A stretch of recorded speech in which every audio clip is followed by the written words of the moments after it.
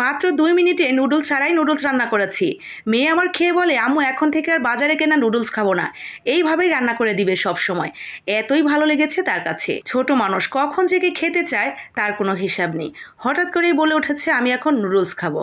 বললাম নুডলস তো নেই বাবা এখন ঘরে, আর এখন আমি বাজারেও যেতে পারবো না, রাত হয়ে গেছে। 2টা রুটি আছে, তুমি ডিম ভাজি করে দেই, নয়তো তরকারি আছে সেটা দিয়ে খেয়ে নাও। কিছুতেই শুনছে না কথা, বায়না ধরে বসে আছে নুডলসই খেতে হবে। কি আর করার, ছোট মানুষ বলে কথা। আর আমিও যে এরকম, আমার যখন যেটা খেতে ইচ্ছে করে সেটা না খেতে পারলে ভালোই লাগে না। মেয়েও একেবারে মায়ের মতোই হয়েছে। তো মেয়েকে আমি কি করে ম্যানেজ করলাম চলেন সেই রেসিপি আজকে শেয়ার করছি। যেই 2টা আমি রুটি রেখেছিলাম সকালবেলা বেঁচে গিয়েছিল, সেই বেঁচে যাওয়া 2টা রুটি দিয়েই ছোট ছোট নুডলসের মতো করে চিকন চিকন করে কেটে নিয়েছি।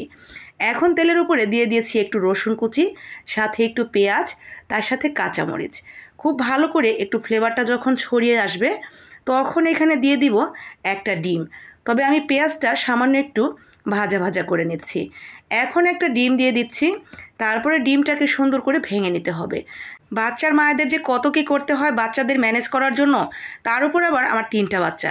একটা বাচ্চার এক এক রকম বায়না। একজন বলে রুটি খাবো, একজন বলে পরোটা খাবো, একজন বলে পায়েস খাবো, একজন বলে সেমাই খাবো, কত কি বায়না। আর ওদের বায়না সামলাতে গিয়ে আমার সারা দিন ওদের পেছনেই দৌড়ঝাঁপ করতে হয়। তবুও দিন শেষে ওরা যখন একটু হাসি দিয়ে কথা বলে, আমাকে আদর করে যত্ন করে, আমার কিন্তু আর কোনো কষ্টই থাকে না। এটাই হয়তো মায়েদের সবচেয়ে বড় প্রাপ্তি। এই রকম প্রাপ্তির জন্য, এই এতটুকু সুখের জন্যই কিন্তু আমরা মায়েরা সারা দিন মুখ বুজে কষ্ট করতেও পছন্দ করি। তো আমি কিন্তু ডিমটা ভাজার পরে উপরে একটা নুডলসের মশলা বেঁচে ছিল। আমি অনেক সময় নুডলস রান্না করলে 3টা প্যাকেট ধরেন রান্না যদি করি, 2টা নুডলসের প্যাকেটের মশলা দিয়ে দিই আর একটা রেখে দিই। অন্য কোনো সময় কোনো কিছু রান্না করলে সেটাতে আবার দিয়ে দেওয়া যায়। তো একটা ওরকম করে রেখে দিয়েছিলাম। এই যে আজকে এই রুটি নুডলসের সাথে সেটা দিয়ে সেই রুটিগুলো দিয়ে দিয়েছি। এখন কিন্তু আর রুটি নেই, এগুলো নুডলস হয়ে গেছে একেবারে পুরো দমে।